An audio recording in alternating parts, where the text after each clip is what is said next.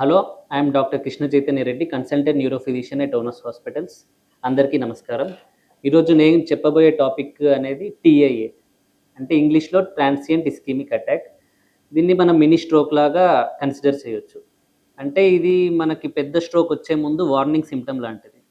So అందరికీ stroke అనేది, అంటే పక్షవాతం అనేది సడన్గా రాదు. కొందరికి ఏముంటుందంటే అంతకు పక్షవాతం వచ్చే ముందు మన కొన్ని వార్నింగ్ సిమ్టమ్స్ ఇస్తుంది. ఆ వార్నింగ్ సిమ్టమ్స్ ఎలా ఉంటాయి అంటే, ఒక సైడ్ కాలు చెయ్యి మొద్దువారిపోయినట్టు అవ్వడము, లేకపోతే మాట తొత్తరపోయినట్టు అవ్వడం, లేకపోతే మొత్తం తిరిగి పడిపోయినట్టు అవ్వడం, ఇలాంటివన్నీ మనకి స్ట్రోక్ వచ్చే ముందు వార్నింగ్ సిమ్టమ్స్ లాగా కొందరికి ప్రజెంట్ అవుతాయి.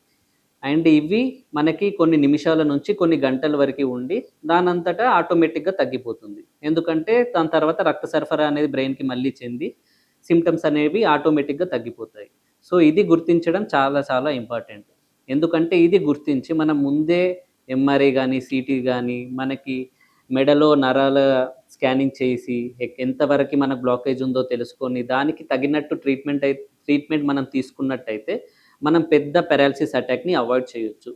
సో ఎవరైనా పేషెంట్స్ ఎవరైనా మనకి మన వాళ్ళు కానీ లేకపోతే చుట్టుపక్కల వాళ్ళు కానీ వాళ్ళకి ఆల్రెడీ డయాబెటీస్ ఉన్నా అండ్ బీపీ ప్రాబ్లం ఉన్నా అండ్ ఆల్రెడీ హార్ట్ ప్రాబ్లం ఉన్నా, లేకపోతే ఇవేవి లేకపోయినా కూడా వేరే రిస్క్ ఫ్యాక్టర్స్ లైక్ చాలా లావుగా ఉన్నా, లేకపోతే ఇంట్లో ఎవరికైనా ఆల్రెడీ మనకి నాన్నగారికి కానీ అమ్మగారికి కానీ చిన్న ఏజ్లోనే హార్ట్ ప్రాబ్లం రావడం, షుగర్ రావడం, బీపీ రావడం, ఇట్లాంటి ప్రాబ్లమ్స్ ఏమైనా ఉన్నట్టు అయితే వాళ్ళకి ఇలాంటి సిమ్టమ్స్, ఒకవేళ ఇవేవీ లేకపోయినా కూడా ఈ సిమ్టమ్స్, అంటే ఒక దిక్కు కాలు చేయి మొద్దువారిపోవడం, కాలు చేయి వీక్ అనిపించడము, నిమిషాల్లో ఇవంతా నార్మల్ అయిపోవడం, ఇలాంటి సిమ్టమ్స్ ఉన్నట్టయితే వెంటనే దగ్గరలో ఉన్న న్యూరోఫిజిషియన్కి చూయించుకోవడం చాలా మంచిది.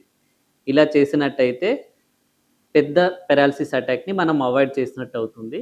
సో ఇంటికి వాళ్ళకి కానీ వాళ్ళ ఫ్యామిలీకి కానీ చాలా ఫేవర్ చేసినట్టు అవుతుంది. Thank you.